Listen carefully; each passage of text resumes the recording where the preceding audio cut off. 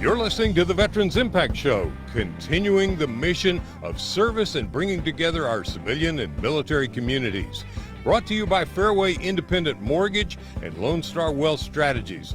Don't worry, retire happy and work with us. Good day. This is Jim Blythe, and yeah, it's allergy season, and I've got my problems. This is a really important show, so I want you to pass this around, share it on YouTube. Let me just tell you, I'm in coat and tie today. I'm not wearing a coat because Diane and I, get to go to memorial service of a very, very dear lady, Thelma Wells, who is a nationally renowned speaker, writer, motivator, one of the most wonderful friends I've ever had.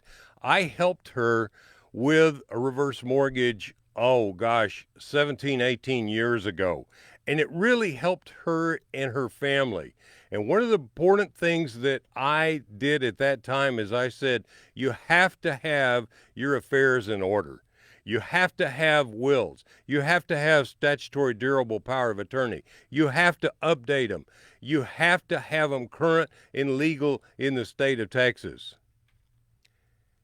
And her memorial service is today, and it brought to mind something that I am running into all the time, which is seniors come to me with serious financial problems, and then I find out the former spouse or somebody did not have the legal ducks in a row. So I want to introduce you to a very, very good friend of mine, Clarke Wilcox, a specialist in elder care law, long-term care law, VA benefits, VA accredited rep, special needs planning, estate planning, probate. Let me tell you something. This is something you need to know about. So today, we're not only talking about veterans. We're talking about what are you going to do? And it's not just if you're over 65, because Clarke's going to tell some stories that are going to blow you away. So, Clarke, welcome aboard. Thank you for helping me out today. Jim, it's a pleasure to be here. It always is great to see you, and I hope to see Diane before this whole thing's over. We'll get her on camera at some point. Yeah, it's always a pleasure, man. It is, and you've always provided such tremendous information. We've sent people to you. You've done work for us as well. We trust you. This is something so critically important. And let's go back and tell everybody a little bit more in depth about what you do and why you do it. You know, I have a sign on the back of my car. Yes, I'm one of those guys. I have a sign on the back of my car that it just says DFWElderlaw.com. And it says, helping people age with dignity, grace, and control. And you asked me the question, what do I do? That really is what I do.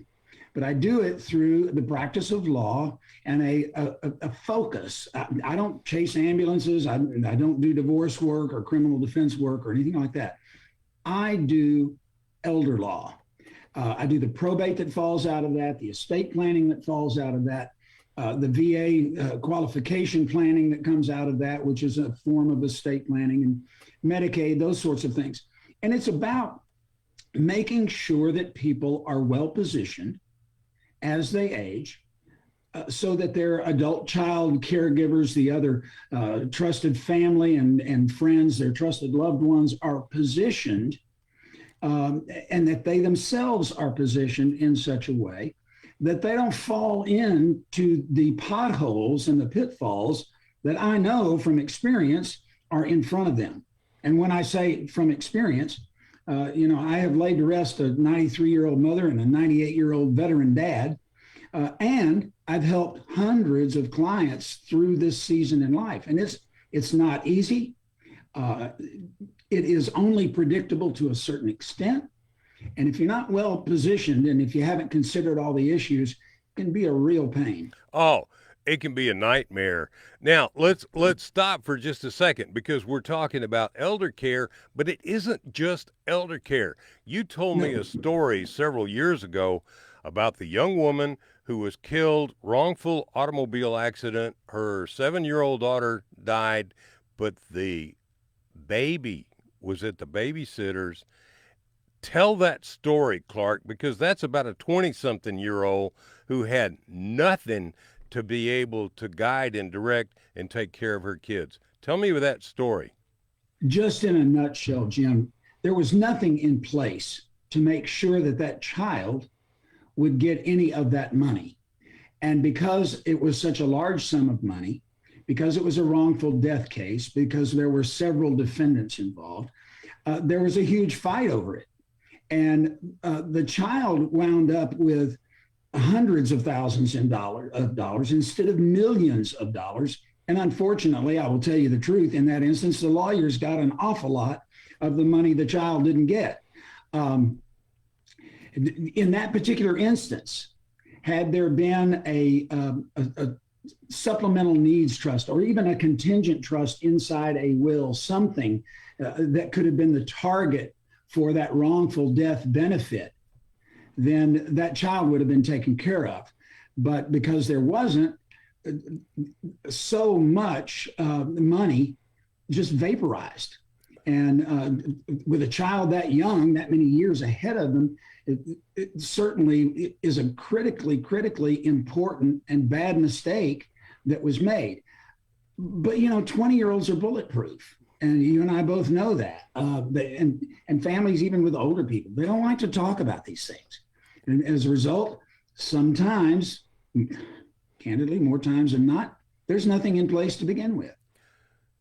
Clarke, I before we came on, I was telling you that I have two very recent incidents where people came to me. It was second marriage, and there was no will. There was nothing in place from the previous, and all of a sudden, that spouse dies who was entitled to the property. And normally we're able to go through affidavits of heirship. We're able to build that to where we can get title. We can do it. They can't sell. They can't refinance. They can't do anything under that suit. Now, there are certain protections for the surviving spouse, but if you can't do anything because you can't get into title, you're so badly hamstrung. And all it takes is one heir. And in one case that I had, the one heir had just gotten out of prison, and the one heir hated everybody in the world so much that he wouldn't cooperate under any circumstances, even with compensation. Well, let's establish one thing right off the bat, Jim. Nothing brings out the worst in people quicker than money and grief. Oh, yeah. And the people who are truly grieving usually aren't that worried about the money. And the people who are worried about the money aren't very often truly grieving very much. And I've been through the same thing. And in fact, with even current inmates, that sort of thing. And the families that get along, the families that have a good working dynamic, they're all hooked to the yoke, they're all pulling in the same direction. They have so many more options, and things can be so much easier for them than the families who hate each other. And candidly, Jim, the biggest fights are over the smallest estates. Oh, yeah. If dad passed away 10 years ago, mom's critically ill on her deathbed, the only asset is a $100,000 frame house in a bad neighborhood in a bad part of town. And there's 5 kids. Those 5 kids are hovering over that house like buzzards in so many instances. And it's because the culture in the family is, we don't have much, we don't have anything. I got to get mine. I got to get mine now. And those are the situations where you wind up with an awful lot of the estate value going into the legal process to get anybody any part of it. Like you said, if we don't have a transfer on death deed in place where there are beneficiaries named for the house, if we don't have a will in place that distributes the assets, things get really messy and in very many instances, very ugly, really quick. Clarke, let's go back because you said something, and I closed a deal a few months ago where the borrower had gone and gotten a transfer on death deed. Tell us a little bit about that, because I don't think very many people know, and there are also special provisions in the state of Texas that have to be adhered to make that work. So tell us a little bit about that transfer on death deed, please. a little bit about the transfer on death deed. Let's don't get too far into the weeds, but Please. with a transfer on death deed from a high elevation, here's what goes on. The house and the designation of beneficiary, the deed to the house and the designation of beneficiary begin to act very much like a life insurance policy does. In the instance of a life insurance policy, the policy that you can hold in your hand is the asset. And when someone passes away, that is presented to the insurance company along with proof of death and proof of identification and all of that, of course. And then the beneficiary gets the death benefit because they were designated as a beneficiary.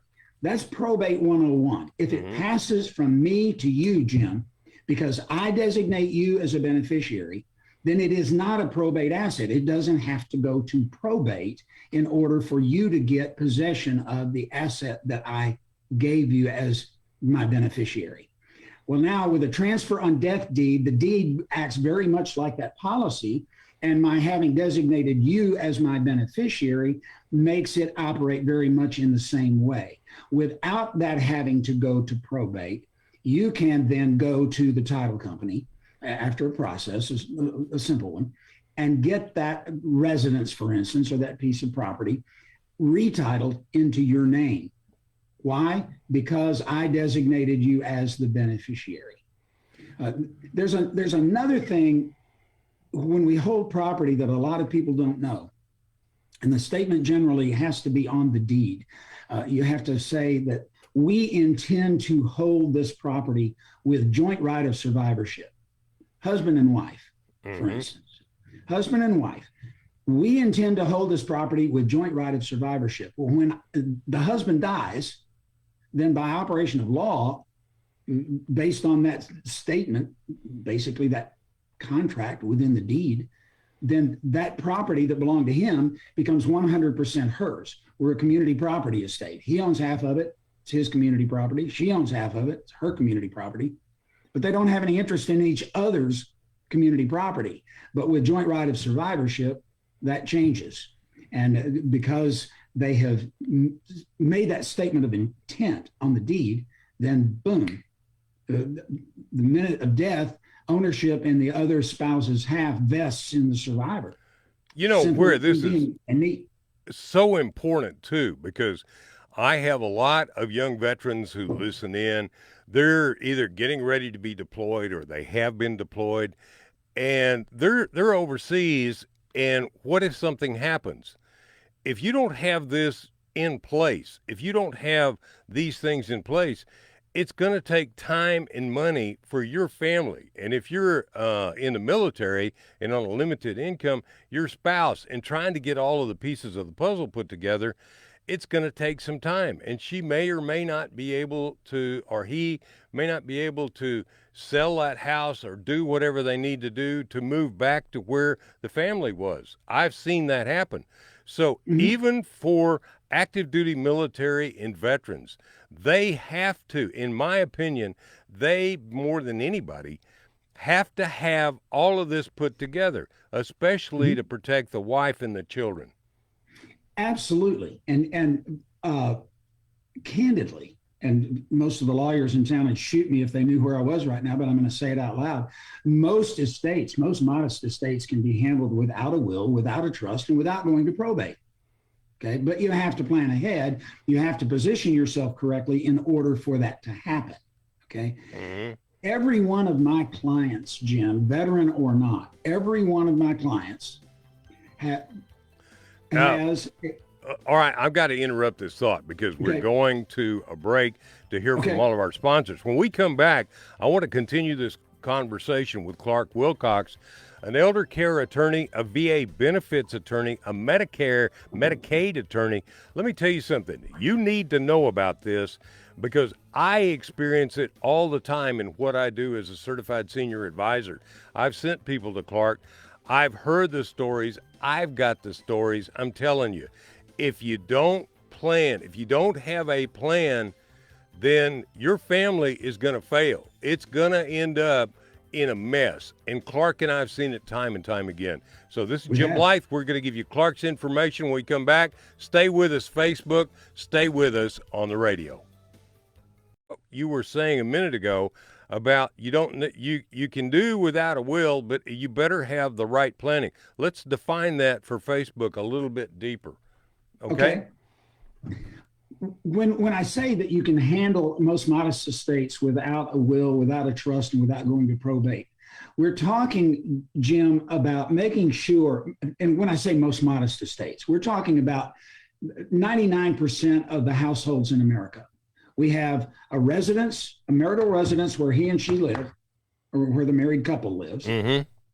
We have some bank accounts. We may have some retirement accounts, maybe even a commodity accounts, a few stocks and bonds or something of that nature. Who knows? But every one of those financial accounts will allow you in one way or the other to designate a beneficiary. Okay, if you designate a beneficiary, all of a sudden you have caused that asset to no longer be an asset that has to go to probate in order to, or has to be dealt with in a probate process in order to be transferred. Well, again, I go back to 101. Yeah. I designate someone as a beneficiary, that asset is not going to have to go through probate. That's the litmus test. The other thing is, like with my dad, I was designated as on his checking accounts. That didn't have to go through. And I was then able to handle business for my stepmother after my father passed away. But let me tell you something, even with all of the trust and the wills and the things we had in place, one of the things my dad did not do, and he was a CPA, and God, I love him and miss him, but he did not sit down with me and show me the documents. He did not sit down with me and show me where everything was. And I mean, it took me a year to clean out the house. We found piles of bills and documents and things all over the house. A year later, my buddy, who was named executor of the estate, he was a former attorney, and he and I went to high school together. We're very, very close. He was named executor of the estate. He calls me up. He said, Jim, have you ever heard of such and such and such and such insurance company? And I said, no. He said, I just got a letter from them that you were the beneficiary for a life insurance policy. We had no earthly idea. Yeah. We had no earthly idea that it was out there. There's billions of dollars. There's billion. I knew the number in Florida at one point in time, and I know the number in Florida for a reason we don't need to go into. The number in Florida at one point in time was $7.1 billion worth of life insurance death benefits, where the life insurance company knew that the insured had passed away. They knew who the beneficiaries were, and they knew how to contact them. But the benefits hadn't been paid because the beneficiaries didn't even know about the policy, and the company has no duty to pay until the claim is filed. Yeah. Wow. And okay. So what I describe, what you're talking about, is a roadmap. You got to leave a roadmap. All right. Let's talk about that when we come back on our radio. This is the Veterans Impact Show. Stay with us, Facebook. Welcome back to the Veterans Impact Show, and thanks to our sponsors, Fairway Independent Mortgage and Lone Star Wealth Strategies. Now, let's continue this great conversation. I've got a great conversation going on that is a difficult conversation. It's a conversation that I have all the time as a certified senior advisor, and it really revolves around what Clarke Wilcox, my good friend, does. Clarke, we were talking about having a roadmap while we were on the Facebook. Let's go back and repeat that conversation. It's important to have a roadmap. And the point I was making is my dad passed away. He was a CPA. We had an executor of the estate. I worked through all this stuff. And then a year later, I get a phone call from the executor who says, by the way, did you know about this insurance policy? And you were saying there are millions and millions of dollars in unclaimed that the beneficiaries don't even know about. I didn't know about that, and I did get it. Tell us about that, Clarke. Well, The insurance company has, generally speaking, and I can't speak to everything. They tell you in law school if a test question says always or every, that's not the right answer. Generally speaking, the insurance company has no duty to pay under their contract with the insured until a claim is filed. And if the named beneficiary or someone else doesn't know to file the claim, then they don't pay. Billions of dollars across the country, billions and billions of dollars go unclaimed for that reason. Okay. You were lucky that the insurance company reached out to you, because generally speaking, that doesn't happen. And we talk about it in my little firm, and I'm a solo practitioner. I work with 3 of the most talented women on planet Earth. They are the better part of me as an attorney. I will tell you that. Okay. And we see it all the time. And we tell everybody at every signing that we do, I probably say it, Jim, in 99% of the initial prospective phone calls that I have with clients. You've got to leave a roadmap. You've got to tell those people that when you pass are going to be left behind, what the assets are, who the consulting professionals have been, even who the treating physicians are, and medications that you were taking at the time. You've got to leave as complete a roadmap as you can for your survivors, so they have the information that you inherently had, because it was your life. Do you have any idea how many times I'm sitting with the spouse of a deceased person and they said, well, he or she took care of everything. I even had one bank, I'm sitting there with the lady, and she said, I never even filled out a check. I don't know how to fill out a check. I'm not kidding. My mother couldn't turn on the TV. Well, that is catastrophic. But we're talking about the roadmap, but we're also talking about having the documents in place, because if you don't, it can be catastrophic losses to the family. Seriously. We were just talking about insurance, because I went through this with my dad, and I see it all the time. You've got to have these things, especially when you're in the military and you're going into harm's way. And I don't know what they say about, well, you're going into a combat zone or you're going to sea, you need to have this. I remember them saying, what do you have?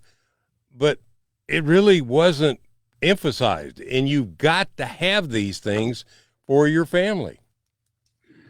You absolutely do. We were talking about a list. Every one of my clients, of course, has a simple will, but there are other documents in place. And Jim, let me ask you this question. You ever watch the Winter Olympics? Yeah. Okay. You know those skiers that get to the bottom of the hill and they slide at the big victorious stop with their hands over their head? Yeah. Those are the people, those represent the people that have planned ahead, that have these documents in place, that have talked about all these things and are ready to go. You know those skiers that get halfway down the hill and go out of bounds and crash into that orange plastic fence? I remember the one with the ABC where the guy is ski jumping and he falls off the side of the thing, and it's catastrophic. And you always wonder, well, did that guy get killed? I mean, how many bones did he break? I'm telling you, that was classic. That was classic. Well, we're going to be talking more about this and how to safeguard yourself, how to have the roadmap, what documents to have. We're going to get into VA benefits, and I want to talk about Medicaid. I run into it all the time. You can screw up your life if you don't understand how Medicaid works. And a lot of people who get Medicaid don't really understand it, so their family needs to understand it. Then we're going to top it off talking about business succession. One of the worst things I've ever seen, too, is when somebody who is the entrepreneur, the driving businessman, the guy that made it happen, dies, and there's no succession planning whatsoever. Right. It can be absolutely catastrophic. So we're going to be right back on the Veterans Impact Show right after these words from all of our partners. Stay with us, Facebook. You know, Clarke, you and I have been doing this now better part of 7 years, about once a year. And I don't know if I know I've sent people to you, and I know I've had to ask you questions, but gosh almighty, I see such a tremendous, tremendous need. And a lot of people don't realize there's 10,000 baby boomers, of which I'm one, that are turning, 65 every day. That's basically 3 million plus people a year. That's the population of the state of Oklahoma or a major city. And 95% of them don't have anything but Social Security. And I would venture a guess that of that 95%, they don't have very much in the way of estate planning, roadmaps. They hadn't even thought it out. And what I run into every time is this attitude of, well, I don't want my family to know. They don't need to know nobody needs to know my business. You understand? Nobody needs to know my business. You know what happens? Nobody does. Then it becomes a disaster. And nobody does until it becomes their business. Yeah. I mean, that's the real issue. And, you put some numbers on it or some percentiles on it. The last that I knew, if you look out your window and you count the cars that pass by, only 30% of the people in those cars have anything at all in place. Okay. Not only do they not want to talk about it, they don't have anything in place to tell us what to do when they're gone. All right. They also generally don't have anyone positioned to take care of them even during their lifetime. And I'll say something right now that will probably shock a lot of your listeners. The will in my life, my will is the least important document I have. What's the most? I care, I'm going to be dead. Okay. When that will matters, I'll be gone. Okay. The far more important documents are financial or business related powers of attorney. You mentioned earlier the statutory durable power of attorney. And that's called statutory because it comes right out of our code. It's durable. People wonder often, what does durable mean? It survives later incapacity or disability.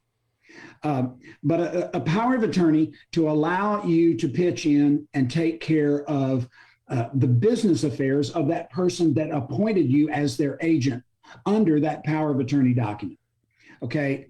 The statutory durable power of attorney is fine for rather lightweight jobs. Okay. In my opinion, and in my parlance, in my business, I refer to it as the 22 rifle that you would hunt a jackrabbit with. Yeah. Okay. It's great for handling a bank account, maybe restyling one, opening one, managing it somehow. It's fine for trading stocks and bonds or commodities, selling real estate at fair market value. It's fine for filing insurance claims or maybe settling a lawsuit or those kinds of things. But all of that assumes that you're operating in the norm. Mm-hmm. Okay. But what if Diane needs to give away your interest in the house in order to, for 3 years from now, qualify you for some VA benefit? All right, we're going to be coming back in just a second. So Facebook, thank you. And share this. This is the Veterans Impact Show. I'm Jim Blythe with Clarke Wilcox. We're right back. Welcome back. This is the Veterans Impact Show, and thanks to our great sponsors, Fairway Independent Mortgage and Lone Star Wealth Strategies. Now, let's continue this conversation. This is really important. This is not life-saving. This is what's going to happen after you've lost your life. But we're talking also about one of the most important documents that you can have. And that's called the durable power of attorney, the statute. So we were talking about that on Facebook. Share this. Clarke, let's go back into that conversation for our radio audience. And I also want to make a point. Clarke Wilcox, what is your best contact way? What is your website and what is your phone number? Okay. The website is DFW. That's the acronym for Dallas Fort Worth. Mm-hmm. DFWElderlaw.com. Okay. All right. We're pulling that up. DFWElderlaw.com. You can see it on Facebook. Peace of mind experience to give you and your family peace of mind. And I'm gonna say basically it doesn't necessarily need to be elder law. I think everybody needs this, whether they're elder or not. You've proven that with the stories you've told. The My youngest client's 19 years old. um, there's a lot of well, if you've got children, if you're a single parent with a child and you don't have the documents and everything in place, you got a real problem. Can be. Let's talk though about the living dead, is as I call it. People who have become incapacitated, Alzheimer's, traumatic brain injury, various and sundry things that they may be alive, but they're incapacitated. Jim, there's actually two deaths in a human being's life generally. Yes. Okay. There's true end of life death. And then there is that moment when they are no longer competent to sign a document that is valid and enforceable. That's the death of competency. Okay. And people come to me often when they're in a gray area. You know, dad still has moments of lucidity and understands everything that's going on. And, you know, 20 minutes later, he's in la la land, that sort of thing. And as long as we still have moments of lucidity, we have some competency that we can work with. That discussion is too long for an hour-long radio show or TV show. But I want to go back to the statutory durable power of attorney and how it's used. Jim, there's way too much law that gets practiced in church pews and beauty salons. Yeah, I agree. People rely on what they hear other people saying when they say things about an experience they've been through that they don't truly understand. Okay. I went to school for 3 years. My reading assignment the first week of law school was 1,500 pages. Okay. I spent 3 years in school. I spent $100,000 on a law degree. I've been practicing for over 20 years, and the stuff that we're talking about still makes my head hurt.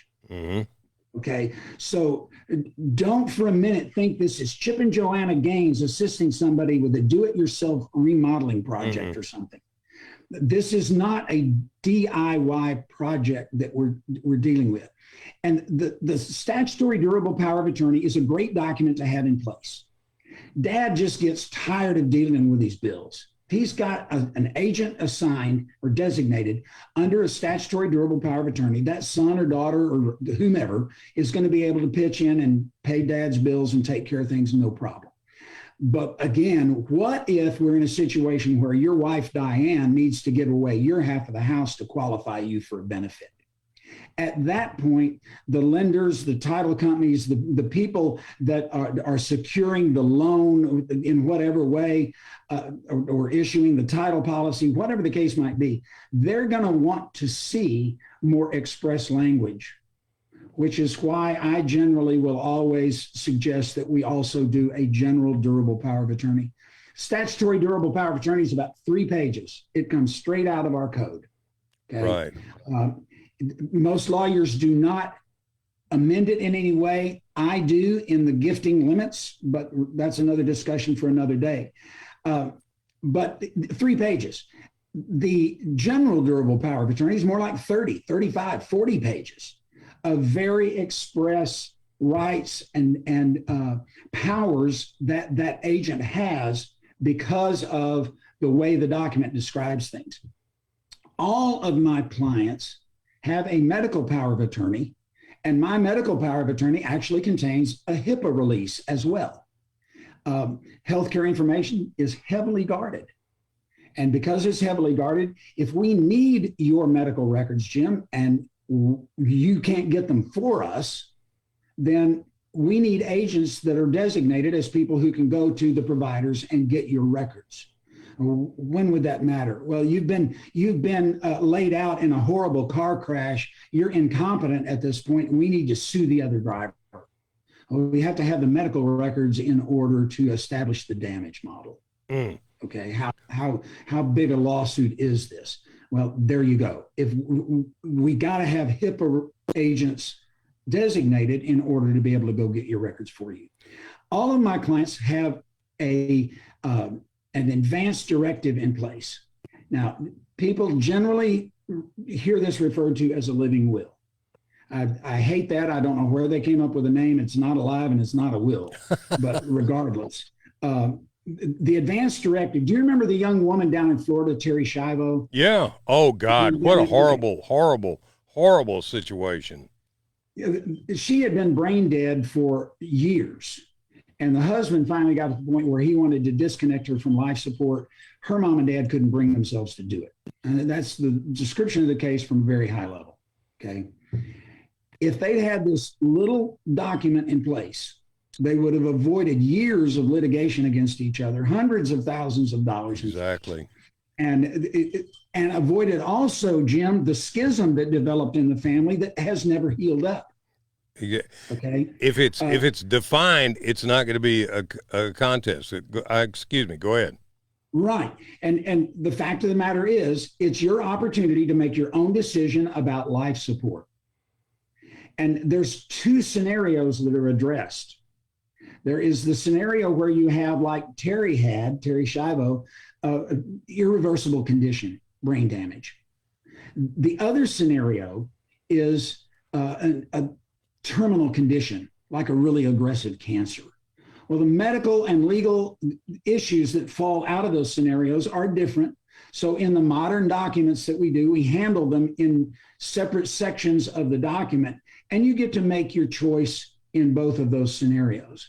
Basically, it comes down to, if your treating physician thinks you're going to be gone in 6 months anyway, you want us to put you on life support or not? Okay. DNR. Well, that's different than it's different than a DNR. Yeah, but it's different than a DNR. Yeah. And people get them confused all the time. I'm glad you brought that up. Medical power of attorney, your advance directive, an in-hospital DNR, and an out-of-hospital DNR all work very nicely together if they're all in place, they're all valid, and they're all enforceable. And the family has access to them.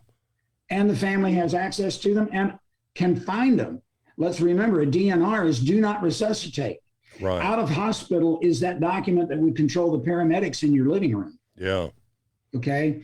And a lot of municipalities train their firefighters and their police departments to look in the freezer of the home in a plastic bag or a medication bottle in order to be able to find a DNR if it exists. Now, does it always work? No, of course not. But what I'm telling you is people need to know where it is. Your assisted living facilities are going to require that it be posted on a closet door or something of that nature. Yeah, that's what you call a cold day and you know where. Let me add something to this, Clarke, that I experience as a mortgage banker that specializes in elder care lending.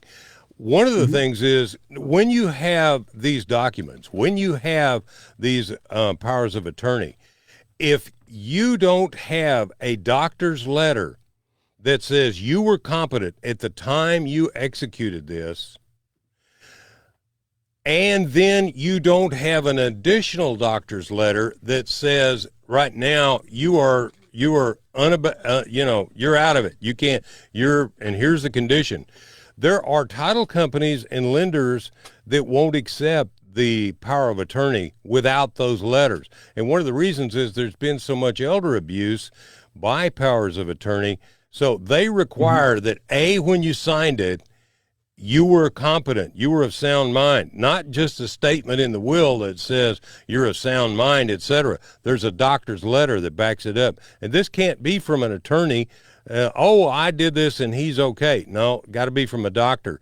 This is what we're running into with FHA, with Fannie Mae, Freddie Mac, and with title companies. And people need to know that. You can't mess around with this stuff. You've got to have an expert like Clarke set you up and help you build that roadmap.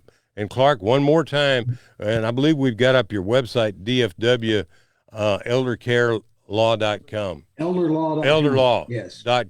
Now, for our audience that's out in California, if you have questions, you can contact Clarke, and he belongs to associations, and he has people in California that he can refer you to, because California law is different from Texas law. Clarke is here in Texas for our South Texas audience, San Antonio, especially for the military in San Antonio and the military in Corpus Christi. Call Clarke, ask, get the real thing, the documents before you deploy, get them done.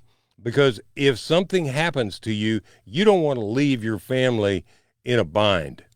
And I see it all the time. We call that Gold Star families, and they have so much to deal with, they don't need the legal. Let's switch the conversation for just a second, buddy, because we're running out of time. We got about 5 minutes in this segment. I want to talk about business succession. That's hugely important. Clarke, talk about that, please, sir. Well, and again, you raised a great point a moment ago when you reminded everybody that I'm a Texas lawyer. I'm licensed in the state of Texas, not in California or any other state for that matter. And of course, can practice in the federal courts here as well. But the laws do vary. And not only do the laws vary, but the processes vary. And like you just pointed out, Jim, the fee attorneys at title companies and the legal departments at big box banks and all of that, they vary. So I would rather have a power of attorney in place and no other supporting document than not have it in place.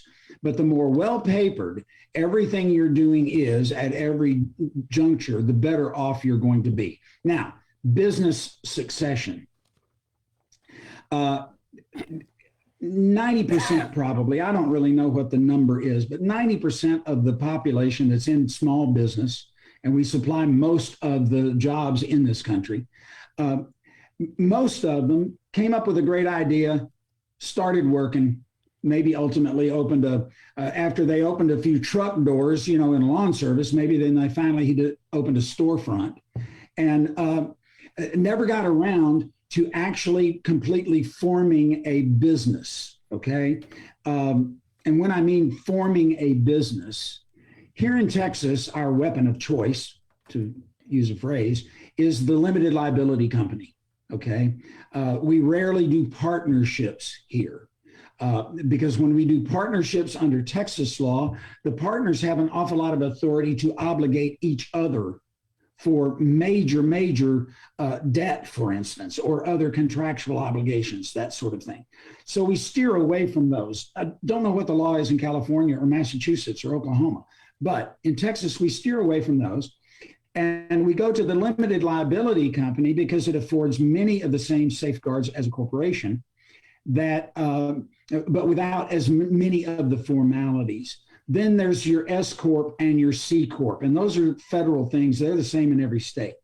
I'm outlining all of these because in every one of these organizations, there should be an operating agreement of some kind. It's referred to differently under different forms in different jurisdictions.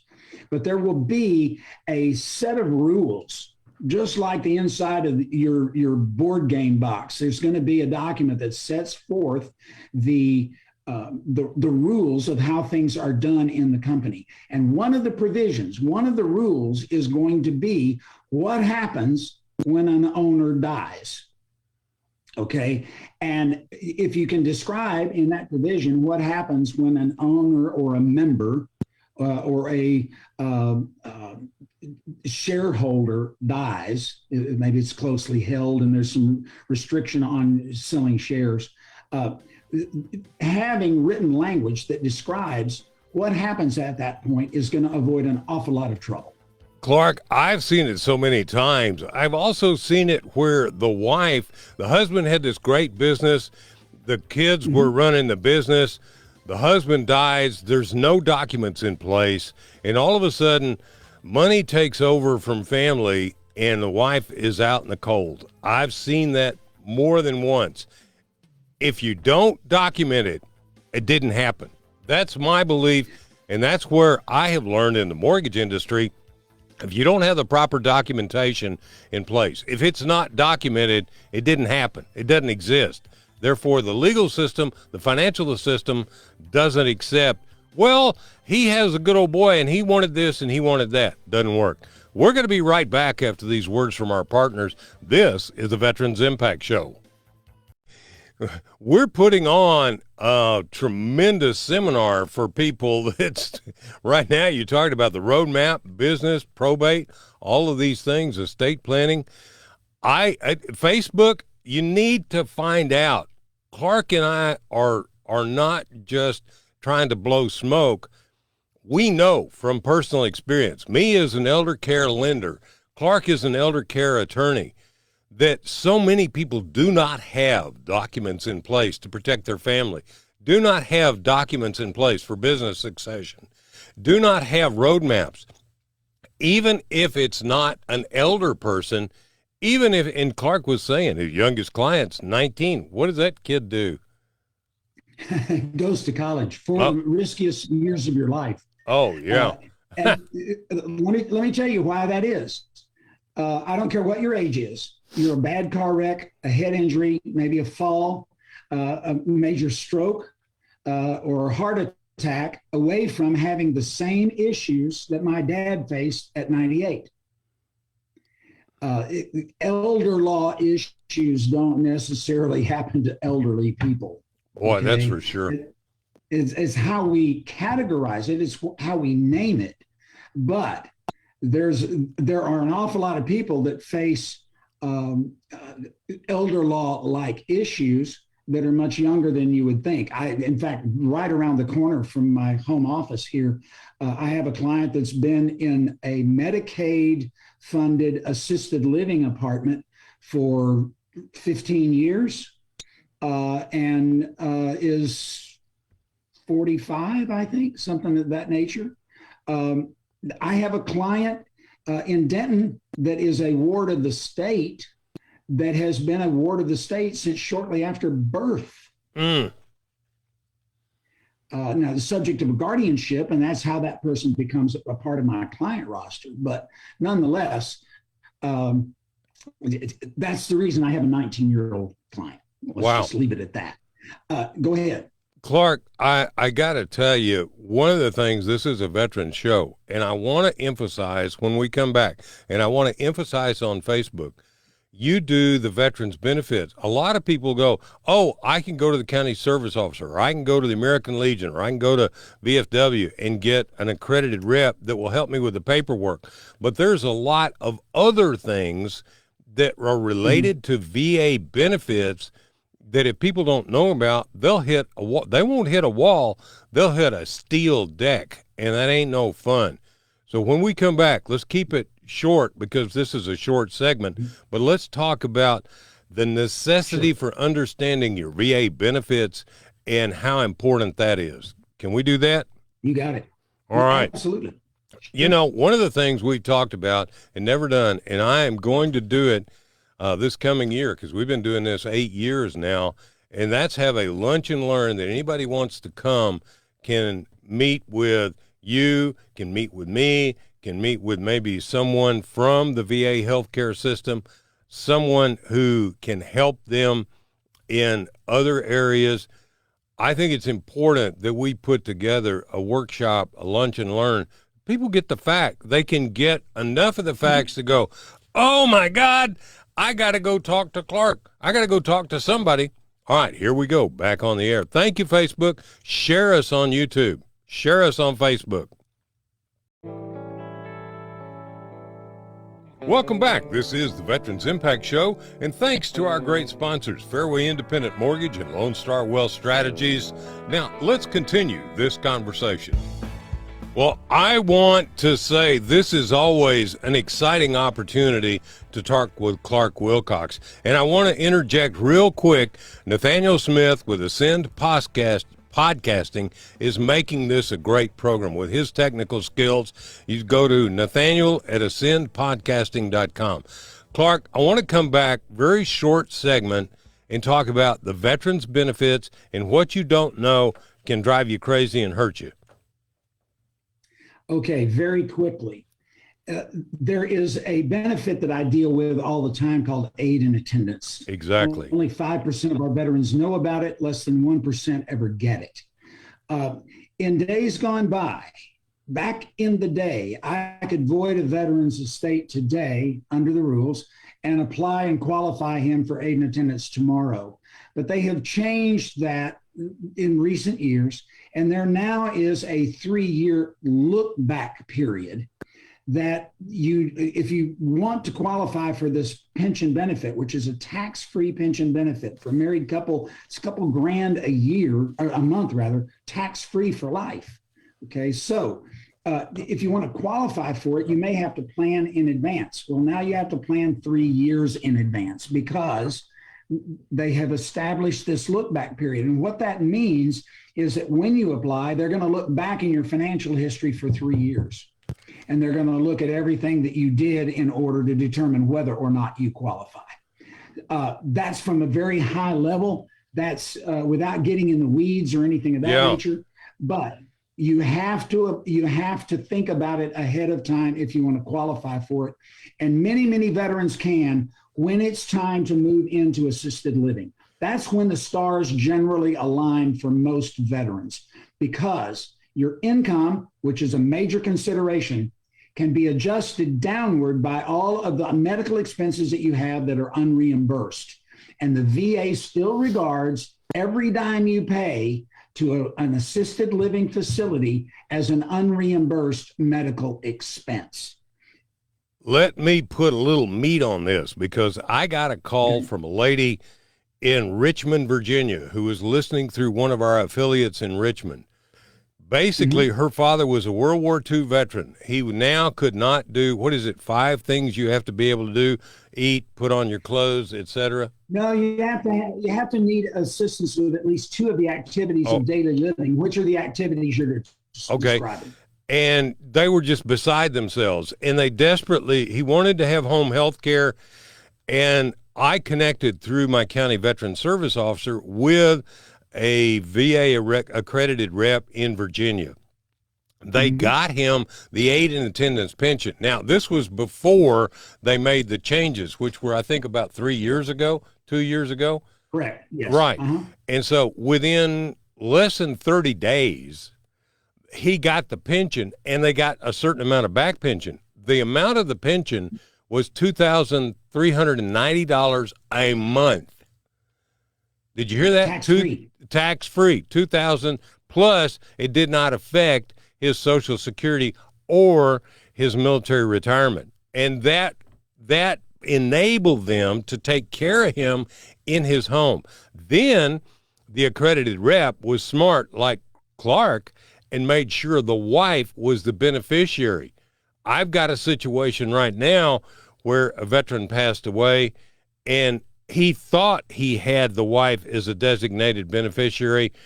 We may not be sure that the right documentation was done, because VA is not accepting it. DOD is not accepting that. So, Clarke, I need to wrap this up and say thank you very much. Go to DFW elderlaw.com, right?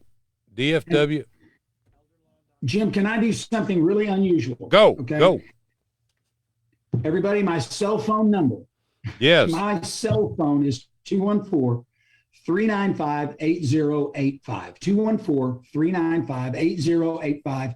If I don't pick up, my admin gets my messages at 4 and at 10 every day, and we'll get back to you within 24 hours. Diane is putting that on Facebook. So if you heard it on the radio, go to our Facebook, share, take a look at it, go to YouTube. It'll be there too.